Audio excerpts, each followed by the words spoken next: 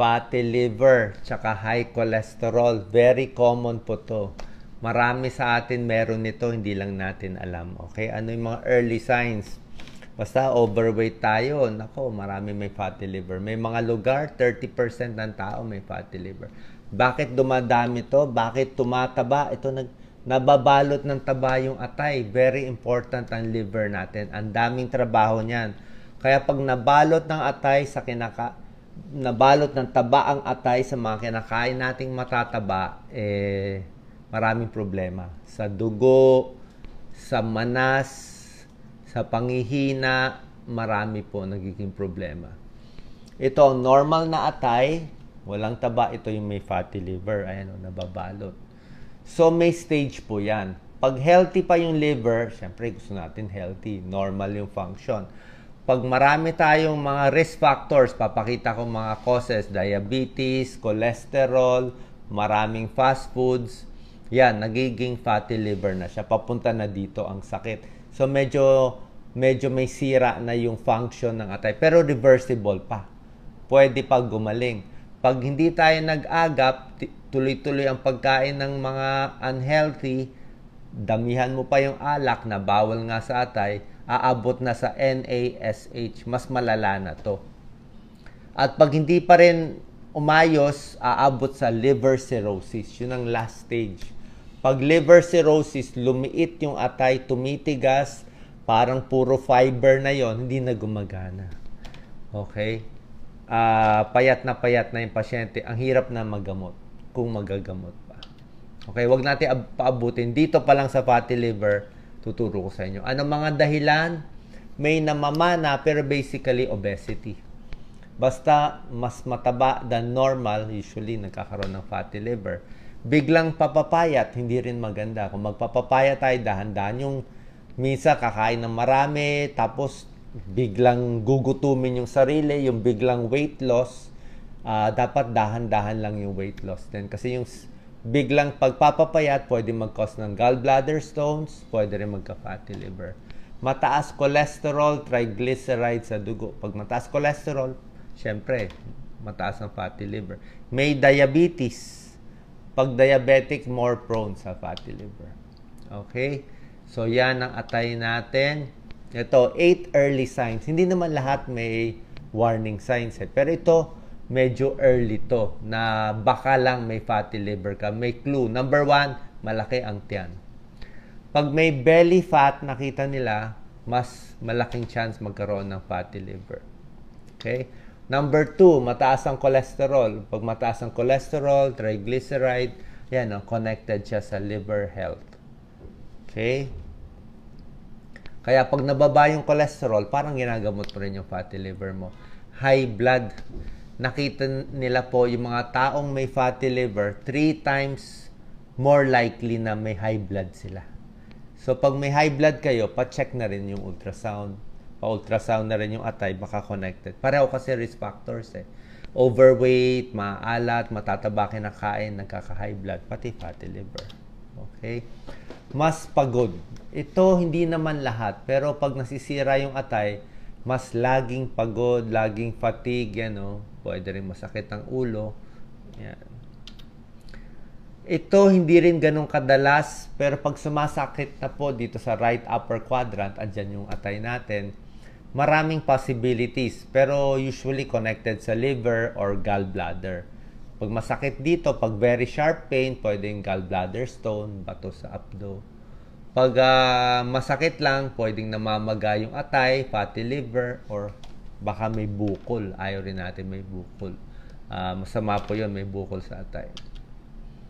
Malakas kumain. Okay? May isang pag-aaral, pag nag-binge ka sa very oily, mga fast foods, nagugulo agad yung function ng liver mo. Tumataas. 'Di ba? Kung napanood niyo yung Super Size Me, 'di ba dati may isang, I think writer siya, sinubukan niya araw-araw siya nag-fast foods, 'di ba? Tinry niya lahat fast foods, lahat matatamis.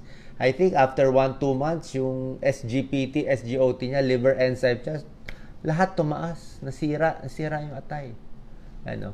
Laging gutom, laging naghahanap ng sugar, pwedeng isang sign na may sira din yung liver. spider veins, okay? Ito, nakikita to hindi lang sa fatty liver, more pa nga to sa liver cirrhosis or sa liver cancer. Minsan nasa muka, nasa dibdib, nasa tiyan, nasa balat natin, may makikita kayo parang spider na ugat-ugat. Pag diniin mo siya, nawawala yan, mawawala. Pero pag binitawan mo, babalik ulit. So, pwede nagbabara yung mga ugat, okay? So, nag-accumulate yung mga fats, hindi po maganda yan. Nangangati, makati kamay, makati ang katawan. Minsan kasi, pag naging fatty liver, or baka may problema sa gallbladder, nabablock yung bile. Ito yung kulay green na pangtunaw ng taba. So, pag nablock yung bile, nag-iipon sa katawan, kumakati. Okay, nangangati. So, ito yung mga early signs ng fatty liver. Pero syempre, pag umabot na sa liver cirrhosis, yung mas malala, iba na yon. Maninilaw na yon, yung madilaw na yon.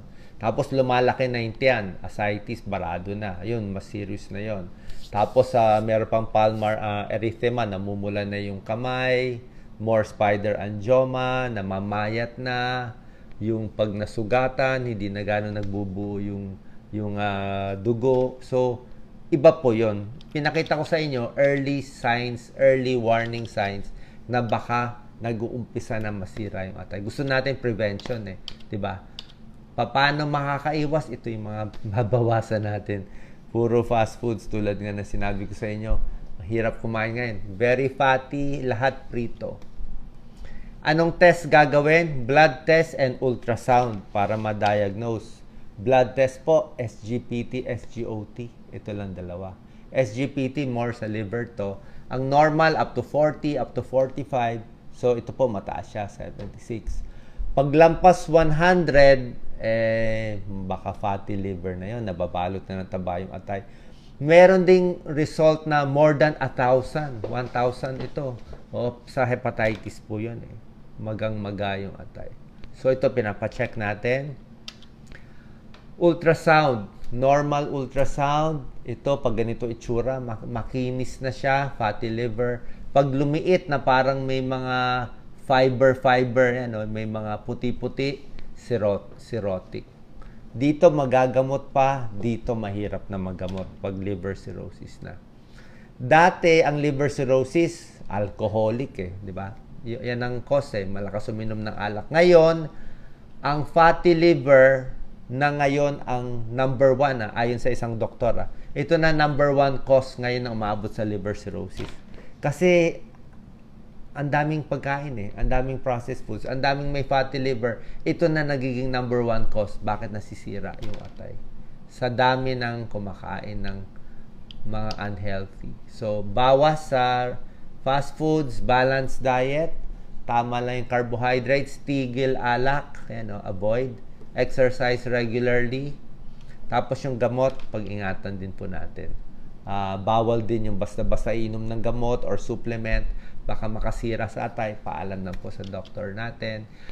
Mga healthy foods, good for the liver. Hindi naman talaga pampalinis, pero maganda sa atay ito. Kangkong, cabbage, green tea, garlic, yan.